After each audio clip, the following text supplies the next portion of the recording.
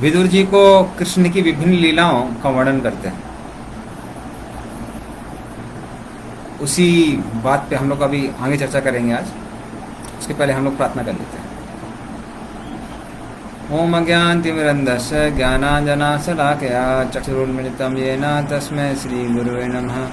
श्रीचैतन्यमनोभीष्टं स्थापितं येन भूतले स्वयं रूपकदा मह्यं ददाति स पदान्तिकम्। वन्देऽहं श्रीगुरोः श्रीयुतापदकमलं श्रीगुरून् वैष्णवांश्च श्रीरूपं सागरजातं सहगना रघुनाथान्वितं तं सजीवं साद्वैतं सावधूतं परिजनसहितं कृष्णचैतन्यदेवं श्रीराधाकृष्णपादान् सहगना ललिता श्रीविशाखान्वितांश्च। नमो विष्णुपादाय कृष्णप्रेष्ठाय भूतले श्रीमते भक्तिवेदान्त स्वामिनिति नामिने। नमस्ते सरस्वते देवे गौरवाणी प्रचारिणे निर्विशेषा शून्यवादी पाश्चात्यदेशतारिणे। वाञ्छाकल्पतरुभ्यश्च कृपासिन्धुभ्येव च पतितानां पावनेभ्यो वैष्णवेभ्यो नमो नमः। नमो महावदन्याय कृष्णप्रेमप्रदायते कृष्णाय कृष्णचैतन्य नाम्ने गौरतसे नमः। हे कृष्णा करुणा सिन्धु दीनबन्धु जगत्पते गोपिका गोपिका कान्ता राधाकान्त नमोस्तुते। तप्त कांचन गौरांगी श्रीराधे वृंदावनेश्वरी वृषभानुसुते देवी प्रणमामि हरिप्रिये। लीलाचल निवासाय नित्याय परमात्मने बलभद्र सुभद्राभ्यां जगन्नाथाय ते नमः। जय श्री कृष्ण चैतन्य प्रभु नित्यानंद श्री अद्वैत गदाधर श्रीवासादि गौर भक्तवृंद। हरे कृष्णा कृष्णा कृष्णा हरे हरे हरे राम राम राम हरे हरे। हरे कृष्ण। ओम नमो भगवते वासुदेवाय। ओम नमो भगवते वासुदेवाय। ओम नमो भगवते वासुदेवाय। तीसरा स्कंद अध्याय नंबर 4। तो हम देखते हैं कैसे जब उद्धव जी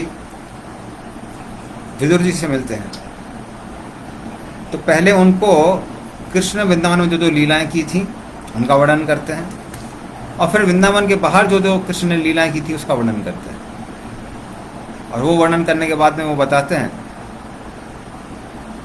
कैसे कृष्ण ने सोचा महाभारत युद्ध के बाद कि सभी क्षत्रिय जो अनावश्यक कुछ ज्यादा ही मात्रा में इकट्ठे हो गए थे पृथ्वी पर, तो वो सब के सब तो उनका उद्धार हो चुका है, किंतु जो मेरे पार्षद हैं द्वारिका के वो अभी तक गए नहीं है। तो बाकी लोग तो जा चुके हैं पर ये लोग नहीं गए। तो इस तरह से कृष्ण विचार करने लगते हैं और फिर वो विचार करते हैं कि अभी मेरा कार्य पूर्ण हो गया है और मुझे भगवत धाम वापस जाना चाहिए, किंतु यदि अभी मैं भगवत धाम जाता हूं तो क्या होगा। जो भी द्वारिकावासी है वो सब के सब मेरी विरह में पागल हो जाएंगे और पूरी पृथ्वी को छिन्न भिन्न कर देंगे, नष्ट कर देंगे। तो इसलिए द्वारका वासियों को अपने धाम ले जाना बहुत आवश्यक है अपने जाने से पहले। तो फिर वो मन में विचार करते हैं, लेकिन जहां तक उनकी बात आती है वो इतने शक्तिशाली हैं कि यमराज भी उनसे डरते हैं। बल्कि जितने भी द्वारका वासी थे वो इतने शक्तिशाली थे कि इंद्र की सभा से उन्होंने इंद्र की जो सभा थी सुधर्मा सभा उसको ही उठा लिया था और उसको द्वारका में रख लिया था। तो भाई भला उनको मार कौन पाएगा। तो फिर कृष्ण ऐसा विचार करते हैं, फिर सोचते हैं कि ये सब के सब एक दूसरे को ही मारने में सक्षम है, किंतु साधारण अवस्था में तो वो एक दूसरे को मारेंगे नहीं क्योंकि वो वैष्णव है। तो इसलिए वो प्लान क्या बनाते हैं, जैसा हमने पिछली बार भी डिस्कस किया था कि ब्राह्मणों का श्राप प्राप्त होता है कृष्ण के पुत्रों को जो कि उनको चढ़ाते हैं। और फिर उसके बाद ब्राह्मणों के श्राप के कारण वो जो गदा है, गदा को पाउडर बना दिया जाता है। वो पाउडर समुद्र में जाता है और उससे कठोर से कठोर बम्बू के पेड़ निकलते हैं।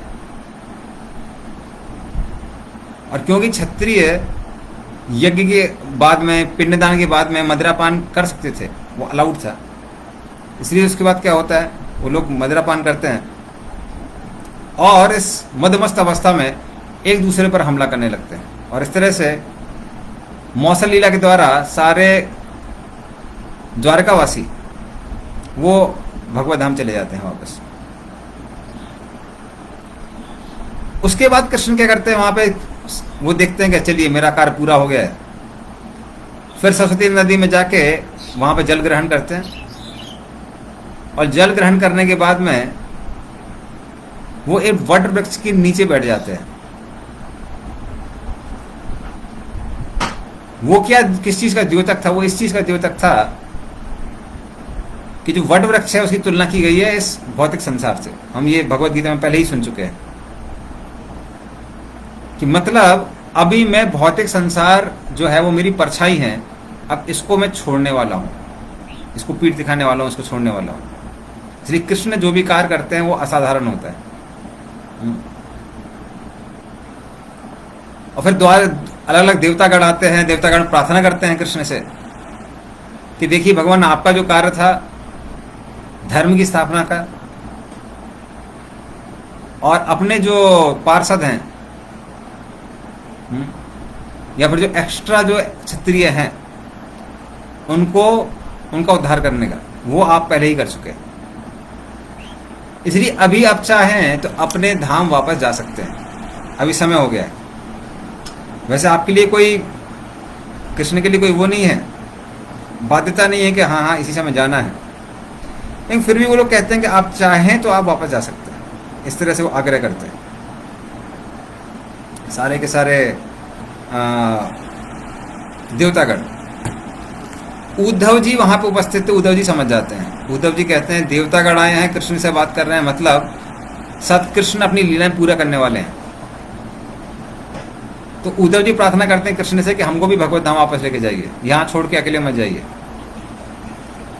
कृष्ण फिर क्या करते हैं, उद्धव जी की वेदना को दूर करने के लिए और उद्धव जी को बद्रिका आश्रम भेजने के लिए, क्योंकि कृष्ण ने सभी भक्तों का सब जगह उद्धार किया था किंतु बद्रिका आश्रम नहीं गए थे, जहां पे बहुत सारे संत कृष्ण की प्रतीक्षा में तपस्या कर रहे थे। तो उन्होंने सोचा कि मेरा जाना उद्धव के जाने जैसा ही होगा। क्यों? क्योंकि जो शिक्षा मैं उनको देने वाला था वो उद्धव जी भी दे सकते हैं। तो इसको कहते हैं परंपरा।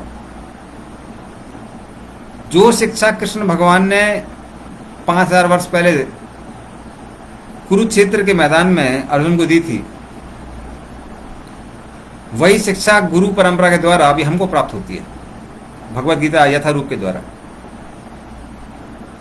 तो कृष्ण उनको आदेश देते हैं अभी आप क्या करिए, बद्रिका आश्रम जाइए और बद्रिका आश्रम में जो जो संत हैं उनको मेरा संदेश सुनाइए।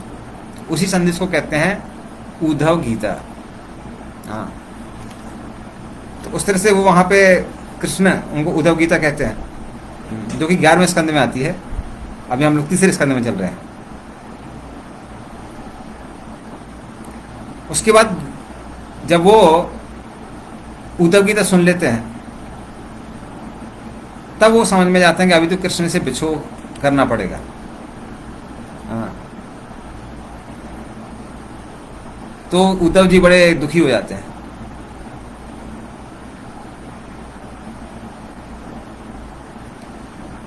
और फिर कृष्ण क्या करते हैं, द्वारका से प्रवास क्षेत्र जाते हैं और उद्धव जी भी क्या करते हैं, उनके पीछे पीछे जाते हैं, क्योंकि उनको मालूम था कि कृष्ण अभी भगवत धाम वापस जाने वाले हैं।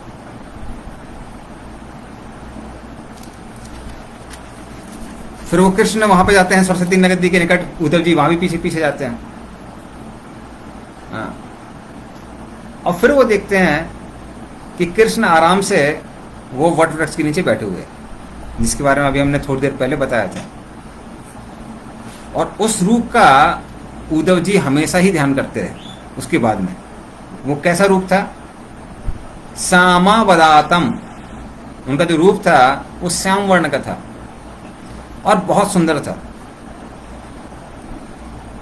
वीरजम, लेकिन वो रूप कैसा है, इस संसार के रजगुण और तमगुण से नहीं बनाया, अर्थात भौतिक नहीं है, आध्यात्मिक है। हमारे जो शरीर है वो कैसे हैं? भौतिक हैं, हार्ड मांस के बने हुए हैं। कृष्ण का शरीर आध्यात्मिक है, सच्चिदानंद। कृष्ण की आत्मा में और शरीर में कोई भिन्नता नहीं है, दोनों एक ही है। प्रशांत तरुण लोचनम, तो कृष्ण के आंख कैसे हैं? कृष्ण की आंखें लाल हैं किंतु शांत हैं। साधारणतः संसार में लोगों की आंखें तब लाल होती हैं जब क्रोध आता है, तो आंखें शांत नहीं रहती हैं, उगले रहती हैं। कृष्ण की आंखें कैसी हैं? लाल भी हैं और शांत भी हैं। तो इसलिए उनकी आंखें लाल थी और शांत थी। दूरबे चतुर्भिर, और कृष्ण इस समय 4 हाथ धारण किए हुए थे। तो द्वारका में कभी कभी कृष्ण 2 हाथ दिखाते हैं, कभी कभी 4 हाथ दिखाते हैं। तो सिर्फ 4 हाथ थे उनके। फिर पीत कौशाम्बरेणा, और उनकी पीतांबरी थी, मतलब पीले रंग के वस्त्र थे। तो ये कृष्ण धारण किए हुए थे। और अर्बक स्वत्थम, और वो वट वृक्ष के पीछे बैठे हुए थे,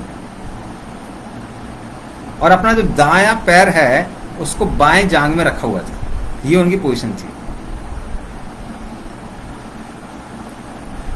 तो इस तरह से वो दिखा रहे थे कि अभी मैं जो भौतिक जगत है, जो वट वृक्ष के रूप में यहाँ पे उपस्थित है, उसको मैं छोड़ने वाला हूँ।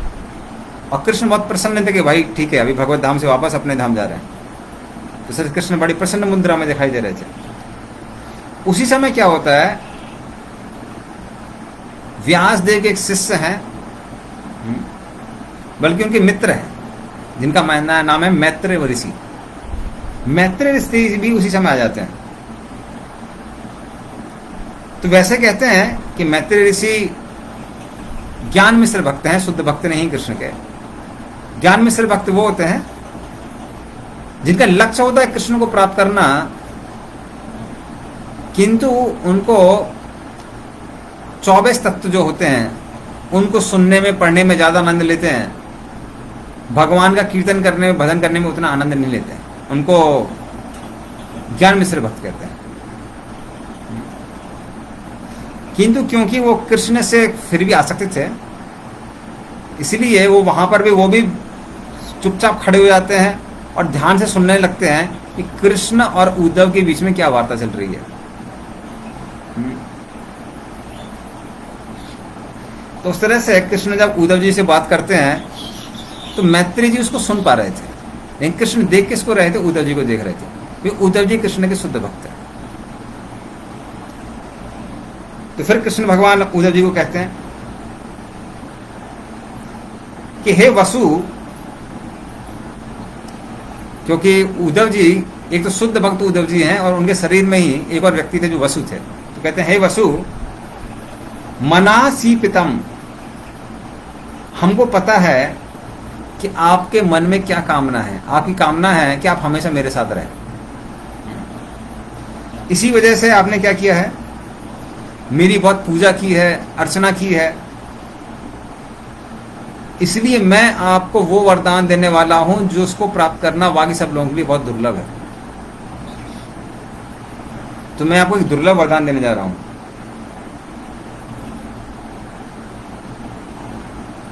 तो इस तरह से वो कहते हैं कि ये वरदान क्या है? ये वरदान ये है कि ये जो जीवन है ये आपका आखिरी जीवन है। उसके बाद में आप हमारे पास वापस लौट के आएंगे, जो कि बहुत दुर्लभ है। तो इस तरह से मैं अब संसार को छोड़ने वाला हूं, अपने धाम वापस जाने वाला हूं, किंतु इस जीवन के बाद आप भी हमारे पास वापस आ सकते हैं। और अभी मैं आपको वो संदेश देने वाला हूं जो मैंने सृष्टि के प्रारंभ में ब्रह्मा जी को दिया था। वो क्या था? 4 श्लोक की भागवतम। वो मैंने बोली थी, उसी को मैं विस्तार से अभी बोलने वाला हूं।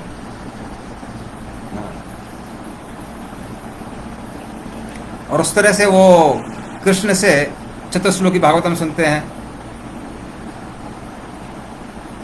और वो सुन के उनके हृदय में रोमांच उत्पन्न हो जाता है, शरीर के बाल खड़े हो जाते हैं, आंखों में से आंसू बहने लगते हैं, और फिर वो कृष्ण से प्रार्थना करते रहे। क्या प्रार्थना करते हैं? तो कुछ अच्छी अच्छी प्रार्थना है जिनके बारे में हम लोग सुनेंगे आज। कोने ईस ते पाद सरोज भाजाम सुदुर्लभो अर्थेषु चतुर्षपीहा तथापि नाहम प्रवणोमि भूमन भवत पदाम भोज निसेवण सुखः। तो उद्धव जी कहते हैं कि हे भगवान, मुझे धर्म अर्थ काम मोक्ष नहीं चाहिए।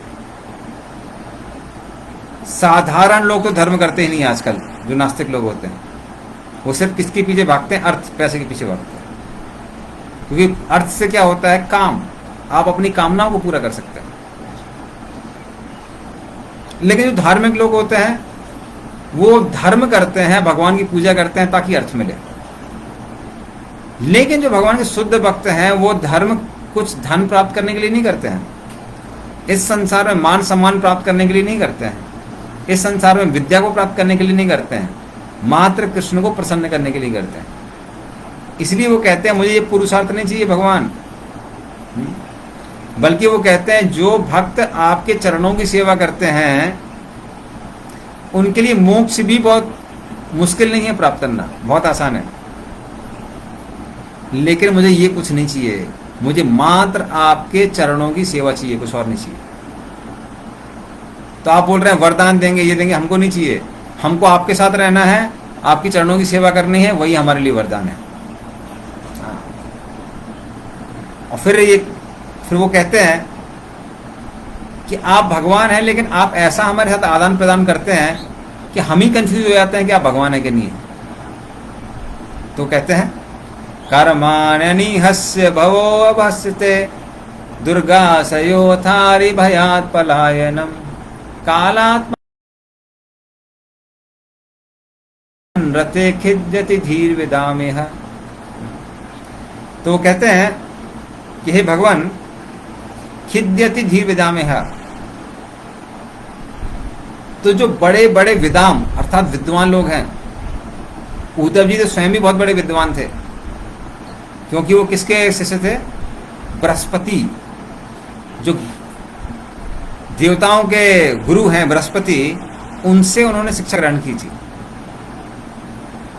तो उद्धव जी कहते हैं कि हम जैसे जो बड़े बड़े विद्वान हैं हम भी आपको नहीं समझ पाते हैं, आपको समझना आसान नहीं है, बड़ा मुश्किल है, बहुत दुर्लभ है।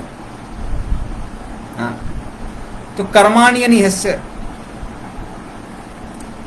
तो आपकी कोई कामनाएं नहीं है इस संसार में। लोग काम करते हैं कामनाएं पूरी करने के लिए, क्योंकि कुछ चीज हमारे पास नहीं है जिसके लिए हम मेहनत करते हैं ताकि वो चीजें हमको प्राप्त हो जाए। जहां तक कृष्ण की बात आती है, कृष्ण तो भगवान है, सब कुछ उन्हीं का है।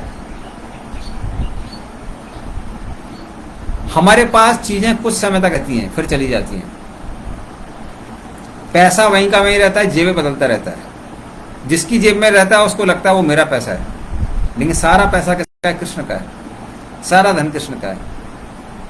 लोग आते हैं, जिंदा रहते हैं, कहते हैं ये हमारी जमीन है, आते हैं मर जाते हैं, अगला व्यक्ति आता है बोलता है हमारी जमीन है। जमीन वहीं की वहीं रहती है, क्योंकि जमीन किसकी है? कृष्ण की है। तो कृष्ण के पास इस संसार में कुछ भी अप्राप्य नहीं है, सब कुछ उनका ही है। फिर भी कृष्ण साधारण पूर्वक सारे धर्म का पालन ऐसे करते हैं जैसे उनको कुछ प्राप्त करना है। तो उद्धव जी बोलते हैं इसको देख के मैं भी एकदम हतप्रद रह जाता हूँ, किन करते हुए भी मूड हो जाता हूँ, क्या करना चाहिए तो आपके साथ में। ऐसा दिखाते हैं साधारण व्यक्ति, लेकिन आप तो भगवान स्वयं है। भवो अभवस्यते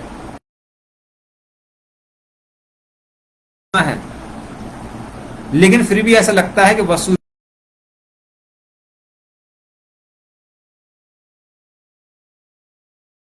आश्चर्य की बात है। जैसे कि हम मूर्खों को मूर्ख बनाने में, जो लोग नास्तिक लोग हैं, जो सिद्ध करना चाहते हैं कृष्ण साधारण व्यक्ति हैं, कृष्ण क्या करते हैं? कृष्ण उनको वो सारी चीजें सिद्ध करने का मौका भी देते हैं। क्या करते हैं कृष्ण?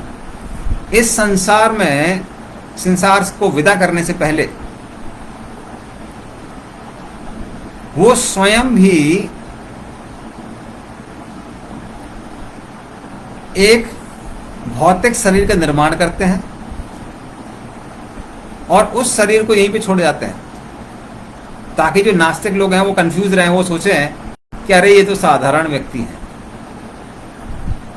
तो श्री कृष्ण उनको मूर्ख बना देते हैं।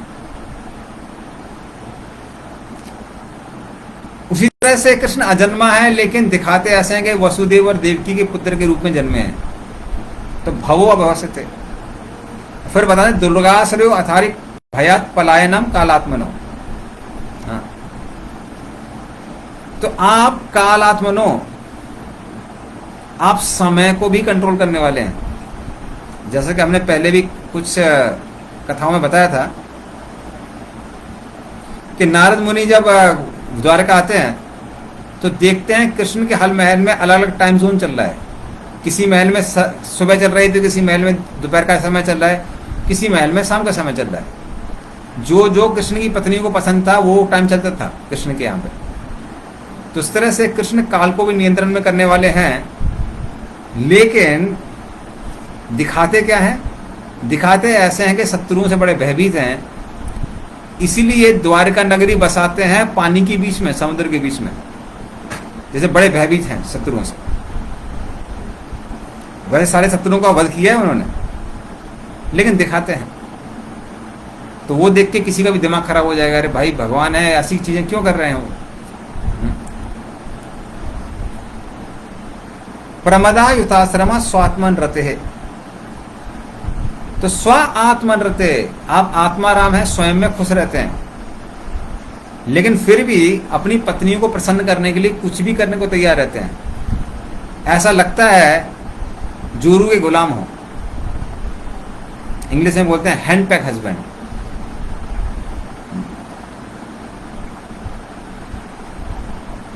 नारद मुनि आए और एक पारिजात का फूल दिया रुक्मिणी को। सत्यभामा को पता चला, बोलने लगे हमको फूल चाहिए। कृष्ण कहते हैं पूरा पेड़ देंगे। उसके लिए इंद्र से युद्ध कर लिया स्वर्ग में जाके। तो ऐसा लगता है कि जोरू गुलाम है, जो जो रानियां चाहती हैं वो करते हैं, लेकिन वास्तव सत्य तो यह है कृष्ण कौन है? आत्माराम है, स्वयं में ही प्रसन्न रहते हैं।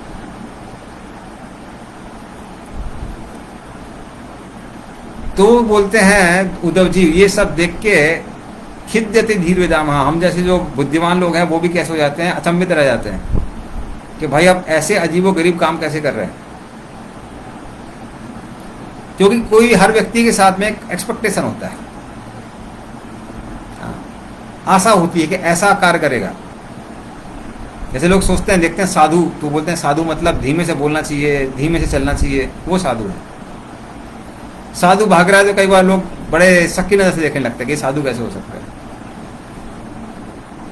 उसी तरह से वृंदावन की बात है। वृंदावन के एक बाबा जी थे, पागल बाबा, काफी प्रसिद्ध हैं, लेकिन उच्च कोटि के भक्त थे वो।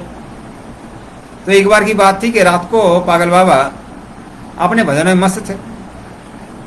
तब उन्होंने रास्ते में देखा कि खेत में से कुछ लोग जा रहे हैं। पागल बाबा ने रोक लिया, बोले कि भैया कहाँ जा रहे हैं आप, कौन है? तो चोर भी ब्रजवासी थे। बोले देखिए हम चोर हैं, चोरी करने जा रहे हैं।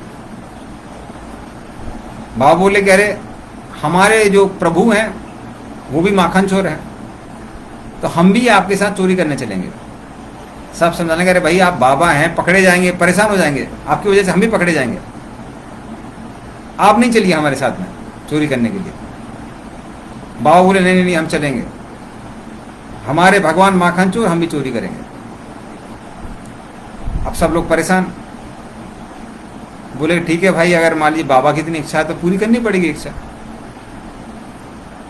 तो बोले कि देखिए बाबा चलना, बस आवाज मत करना कब से। वो बोले ठीक है। तो चोर लोग गए साथ में बाबा जी के साथ, खिड़की तोड़ के खिड़की से अंदर घुस गए चोर, और बाबा जी भी घुस गए। अभी चोरों ने अपना सारा सामान एक एक करके समेटना चालू किया। बाबा जी देखने लगे भैया हमारे काम की तो कोई चीज है नहीं यहाँ पे, पर उनको वहां ढोलकिया दिखाई दी, ढोलक। तो ढोलक देखे, बोले ये काम की चीज है। और ढोलक देखते ही आनंद में आ गए और ढोलक बजा बजा के कीर्तन करना चालू कर दिया। चोर बोले कि यार पहले ही इसके साधु को लेकर नहीं आना था। चोर डर के मारे सारा सामान छोड़ के वहां से भाग गए और घर वाले सबके सब आगे, भाई ये ढोलक की आवाज कहां से आ रही है। तब घर वाले आए, बोले कि अरे पागल बाबा अब यहाँ पे कैसे। सब दंडवत प्रणाम करने में लगे। तब पागल बाबा ने पूरी कहानी सुनाई। तो उस तरह से घर वालों भी पूरे एक तरह से हतप्रभ थे।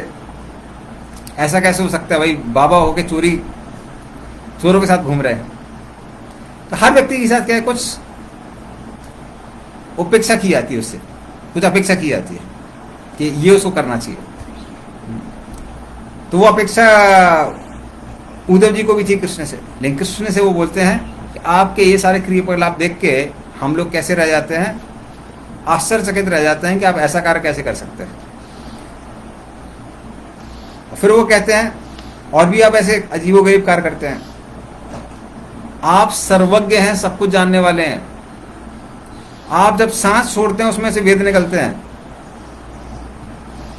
और यहां आप क्या करते हैं, जब भी कोई निर्णय लेना होता है आप मुझे बुला लेते हैं और मुझसे सलाह मशवरा करते हैं कि उद्धव जी ये करना चाहिए, वो करना चाहिए। उदाहरण के लिए युधिष्ठिर महाराज एक जगह से खत भेजते हैं, पत्र भेजते हैं कि कृष्ण आप राष्ट्रीय यज्ञ में आइए, और दूसरी तरफ से जरासंध ने कुछ राजाओं को, कुछ मतलब हजारों राजा थे, उनको बंदी बना के रखा हुआ था और उनको नरबली के रूप में उनको काली के सामने मारने वाला था। उन्होंने पत्र भेजा था, कृष्ण हमको बचा लीजिए। कृष्ण अभी सोचने लगते हैं क्या करना चाहिए। तो उद्धव जी सलाह लेते हैं क्या करना चाहिए, और उद्धव जी फिर आइडिया देते हैं आप क्या करिए, पहले राष्ट्रीय यज्ञ जाइए, वहां से भीम को भेज के जरासंध को मरवाइए। और कृष्ण फॉलो भी करते हैं। तो दिखाते ऐसे हैं कि कंफ्यूज्ड हैं। अरे भाई वो कंफ्यूज कैसे रह सकते हैं, मत्ता स्मृतिर्ज्ञानम अपोहनम च। कृष्ण जो हृदय में विद्यमान है उन्हीं से ज्ञान आता है, उन्हीं से व्यक्ति भूलता है, लेकिन दिखाते हैं, ये उनकी लीला है। तो वो देख के उद्धव जी कहते हैं कि भाई हम परेशान हो जाते हैं, आप कैसा काम करते हैं। तो फिर वो कहते हैं कि ठीक है, फिर भी अगर आप सोचते हैं कि मैं ज्ञान प्राप्त करने के योग्य हूं तो आप मुझे ज्ञान दीजिए। और फिर क्या होता है, फिर कृष्ण उद्धव जी को ज्ञान देते हैं, और वहां पे साथ में कौन सुनता है, साथ में मैत्री मुनि भी सुनते रहते हैं। तो ये मैत्री मुनि का सौभाग्य था। इसलिए जब हम शुद्ध भक्तों के साथ में रहते हैं तो हमको भी कृपा प्राप्त हो सकती है। जैसा कि चैतन्य महाप्रभु अपनी नम्रता पूर्वक वो क्या करते थे, जगन्नाथ जी के दर्शन सामने से नहीं लेते थे, वो गरुड़ स्तंभ से लिया करते थे। उसके दो कारण से। पहला कारण कि चैतन्य महाप्रभु अगर जगन्नाथ के ज्यादा करीब जाते थे तो उनके शरीर में अष्ट सात्विक विकार उत्पन्न होने लगते थे, जैसे शरीर में कंपन होना, अश्रु बहना, शरीर के बाल खड़े हो जाना। तो उस प्रेम के कारण वो बेहोश हो जाते थे और फिर जगन्नाथ के दर्शन नहीं ले पाते थे। बेहोश अवस्था में कौन दर्शन ले सकता है। तो एक ये कारण था। और दूसरा कारण था कि चैतन्य महाप्रभु ये सोचते थे कि मेरे अंदर जगन्नाथ के प्रति प्रेम नहीं है, कृष्ण के प्रति प्रेम नहीं है।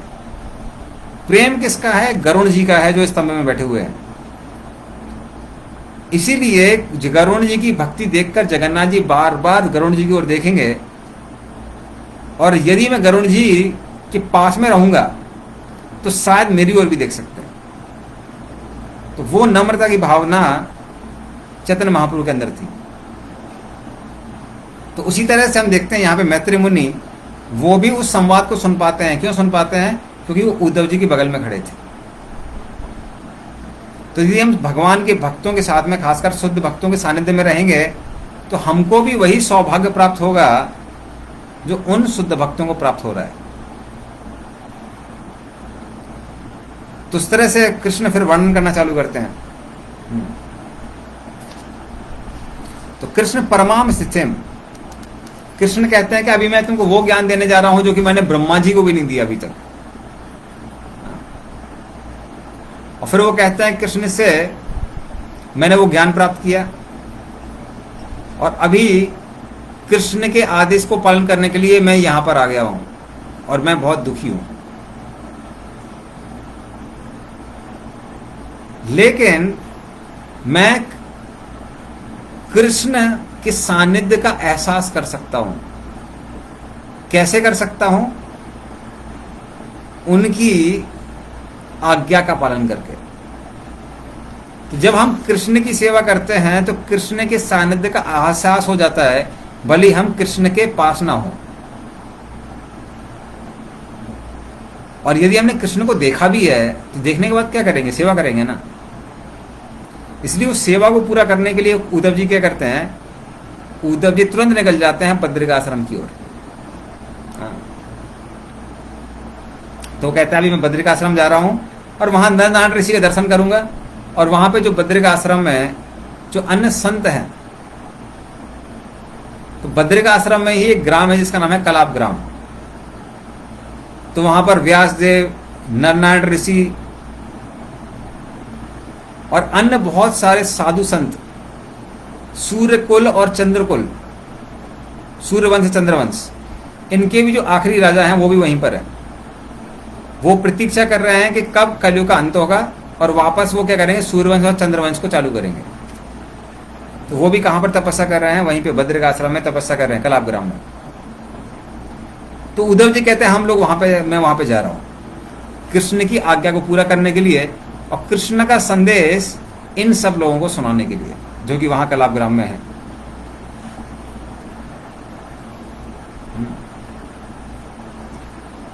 और फिर वो वहां से चल देते हैं या चलने को होते हैं तो विदुर जी भी सुनते हैं।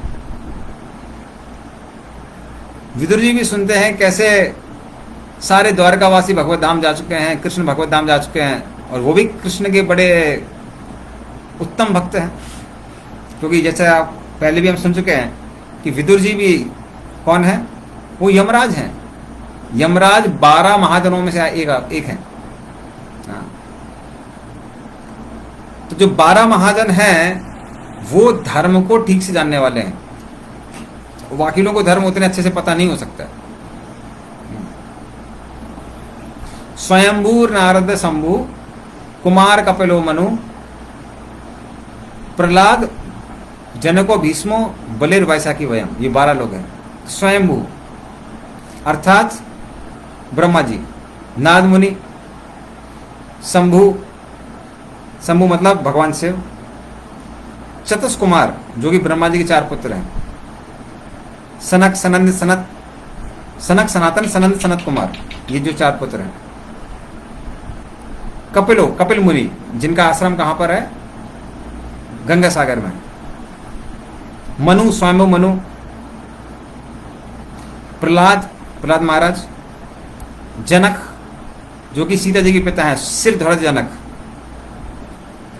भीष्म देव, बलि महाराज, वैसाखी मतलब सुखदेव गोस्वामी, और फिर उसके बाद में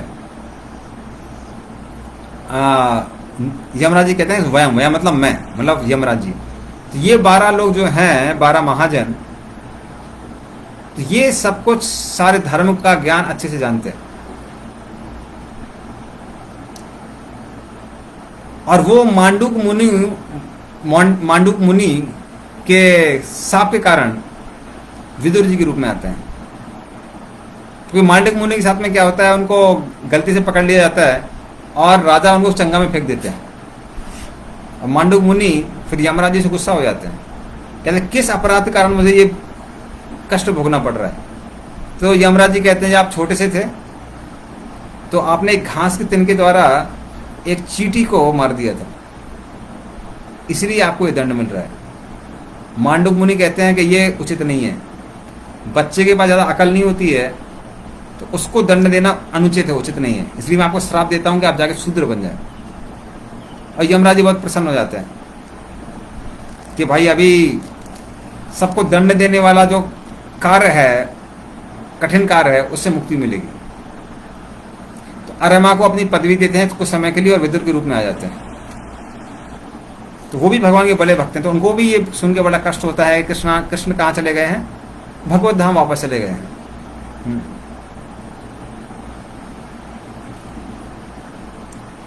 तो इस तरह से उद्धव जी बस जाने ही वाले थे, जो कि भगवान के उच्च कोटि के भक्त थे। उस समय विदुर जी क्या करते हैं, विदुर जी उनसे प्रश्न पूछने लगते हैं कि हमको भी आपसे कुछ प्रश्न है। तो कहते हैं विष्णु वृत्ता स्ववृत्त्यार्था कृतश्चरन्ति।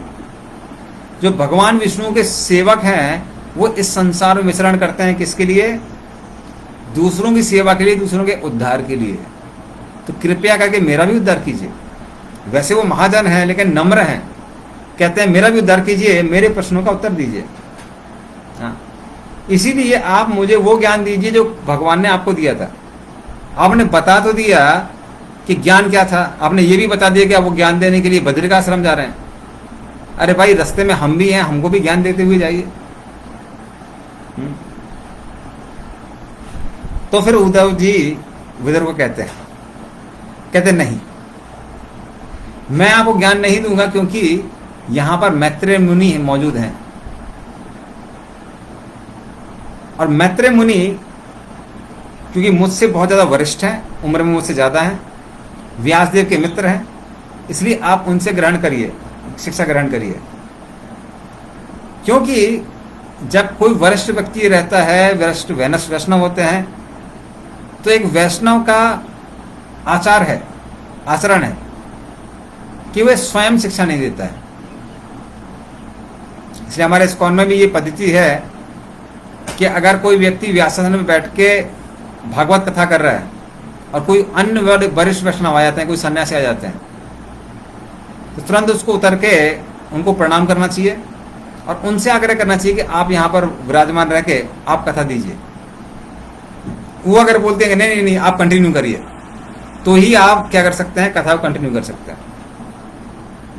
तो वरिष्ठ वैष्णवों की मौजूदगी में जब तक आदेश ना मिला हो, कथा नहीं करनी चाहिए। लेकिन उन्होंने अगर आदेश दिया तो कथा कर सकते हैं। तो वो कहते हैं कि मैत्रेय मुनि यहां पे हैं, आप मैत्रेय मुनि सुनिए, हम जा रहे हैं। फिर भी उद्धव जी वहां पर एक रात रुके, कृष्ण की नाम रूप गुण लीला की चर्चा उनके साथ की। लेकिन वो रात ऐसी गुजरी, मान लीजिए एक क्षण गुजरा हो। तो दोनों के दोनों भगवान के महान भक्त यमुना के किनारे कृष्ण कथा कर रहे थे, और कृष्ण कथा में वो आनंद है कि समय कब बीत जाता है पता नहीं चलता। तो उस तरह से दोनों ने रात गुजारी वहां पर, कृष्ण कथा की, कृष्ण के नाम गुण रूप लीला के बारे में सुना एक दूसरे से। और फिर सुबह सुबह अब उद्धव जी कहते हैं अब हम जाने वाले हैं।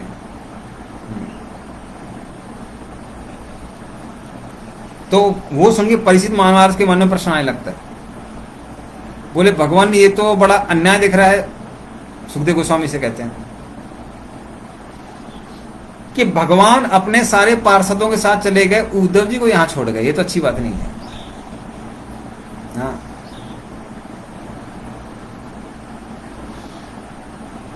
तो सुखदेव गोस्वामी कहते हैं कि देखिए कृष्ण की इच्छा थी कि इस संसार से जो अपने पार्षद हैं उनको लेके कहां चले जाएं, अपने धाम वापस चले जाएं। हाँ, तो उनकी इच्छा थी, तो इसलिए वो चले गए। लेकिन कृष्ण का कोई कार्य अधूरा रह गया था। कौन सा कार्य? बद्रिकाश्रम के जो संत हैं उनको अभी शिक्षा नहीं मिली थी, उनसे कृष्ण मिल नहीं पाए थे। तो कृष्ण ने बोला कि मुझे जाना चाहिए, लेकिन कार्य अधूरा रह गया है। तो उनका कार्य कौन कर सकता है? उनका वही व्यक्ति कर सकता है जो उनका बहुत विश्वसनीय हो। और क्योंकि उद्धव जी कृष्ण के बहुत विश्वसनीय है, कृष्ण ने वो कार्य किसको दिया? उद्धव जी को दिया। वो कार्य क्या था? वो शिक्षा थी। किसकी? ज्ञानम मद आश्रयम, वो ज्ञान जिसके द्वारा व्यक्ति कृष्ण का आश्रय ले सकता है। और वो ज्ञान कौन दे सकता है? जिसने उस ज्ञान को सुना है और उसका पालन भी किया है, इसलिए वो उद्धव जी को वो ज्ञान देते हैं। और कृष्ण सोचते हैं कि जहां तक उद्धव की बात आती है, उद्धव वैसे ही ज्ञानी है जैसे मैं ज्ञानी हूं। तो अपने भक्तों को कृष्ण कभी कभी कुछ विशेष शक्तियां देते हैं। तो उद्धव जी को वो ज्ञान प्राप्त करने की शक्ति उन्होंने दी थी। और फिर अगर उद्धव को मैं यहां छोड़ के जाता हूं, तो उद्धव मेरे इतने उच्च कोटि के भक्त हैं कि माया उनको पकड़ने वाली नहीं है। किसी और को दूंगा, वो बेचारा यहीं फंस के रह गया, माया से आकर्षित हो गया, तो गड़बड़ हो जाएगी। ना ही मेरा कार्य पूरा कर पाएगा और ना ही स्वयं को धर कर पाएगा। लेकिन जहां तक उद्धव की बात आती है, माया उनका कुछ नहीं कर सकती है। हाँ, इसीलिए कृष्ण सोचते हैं कि उद्धव को अगर मैं ज्ञान दूंगा तो वो ज्ञान किसको दे सकते हैं? बद्रिका आश्रम के संत को दे सकते हैं। तीसरा चीज कृष्ण ने सोचा कि जो मैं आदेश देता हूं उद्धव जी उसको पूरा करके ही रहते हैं, तो मेरे बड़े विश्वसनीय हैं। इसलिए कृष्ण ने वो शिक्षा किसको दी? उद्धव जी को दी। और फिर इस तरह से उद्धव जी क्या करते हैं? बद्रिकाश्रम जाते हैं, वो जो शिक्षा है सारे बद्रिकाश्रम के साधुओं को, संतुओं को देते हैं और कृष्ण की वहीं पूजा करते हैं। क्योंकि कृष्ण ने उनको ये भी आदेश दिया था कि आप बद्रिकाश्रम में रहिए, नीचे मत आइए। नीचे कलयुग के प्रभाव की वजह से लोग इतने पतित हो जाएंगे कि आप उनको देख भी नहीं पाएंगे। आपका हृदय एकदम विदीर्ण हो जाएगी उनकी अवस्था को देख के। इसलिए आप क्या करिए, वहीं बद्रिकाश्रम में रहिए और वहीं से मेरे पास वापस आइए। तो ये कृष्ण आदेश देते हैं किसको? उद्धव जी को।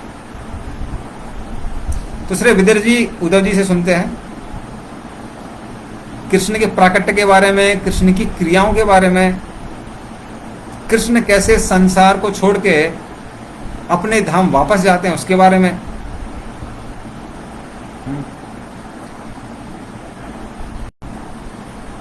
और वो सुनते हैं कि जो कृष्ण की लीलाएं हैं वो क्या कहलाती हैं? धीरा नाम धैर्य वर्धनम। तो जो संसार में धीर लोग हैं, जो विद्वान लोग हैं, उनके धैर्य को और बढ़ाती हैं कृष्ण की लीलाएं। और जो मूर्ख लोग हैं वो उसको समझ नहीं पाते हैं। लेकिन उद्धव जी बहुत विद्वान भी थे और बहुत धीर भी थे, इसलिए कृष्ण ने वो ज्ञान किसको दिया? उद्धव जी को दिया। उस तरह से विदुर जी वो सारे ज्ञान को सुनते हैं, पूर्ण ज्ञान नहीं, लेकिन कृष्ण के नाम, रूप, गुण, लीला के बारे में सुनते हैं विदुर जी उद्धव जी से। और जब वो सुनते हैं कि कृष्ण कहते हैं कि देखो रास्ते में आपको विदुर जी भी मिलेंगे, उनको मैत्री मुनि से बोलना कि मैत्री मुनि से ज्ञान सुने। तो विदुर जी जब ये सुनते हैं कि कृष्ण मुझे याद कर रहे थे जाते समय, तो विदुर जी एकदम भाव विभोर हो जाते हैं। उनकी आंखों से आंसू बहने लगते हैं। वो सोचते हैं कृष्ण जाते समय उन्होंने मुझे याद किया, मेरा जीवन एकदम धन्य है। तो बहुत प्रसन्न हो जाते हैं, विलाप करने लगते हैं। और फिर उसके बाद में दोनों जो भगवान के महान भक्त थे, विदुर जी और उद्धव जी, वो अपने अपने मार्ग पे प्रशस्त हो जाते हैं। तो विदुर जी जाते हैं गंगा के तट पे मैत्री मुनि से ज्ञान सुनने के लिए, और उद्धव जी चल पड़ते हैं बद्रिका आश्रम की ओर। तो उनके जो मिलन के स्थान है यमुना के किनारे, अभी हम देख सकते हैं कि अभी भी वृंदावन में वो स्थान है। हम उस स्थान में गए थे, तो वो स्थान अभी भी है।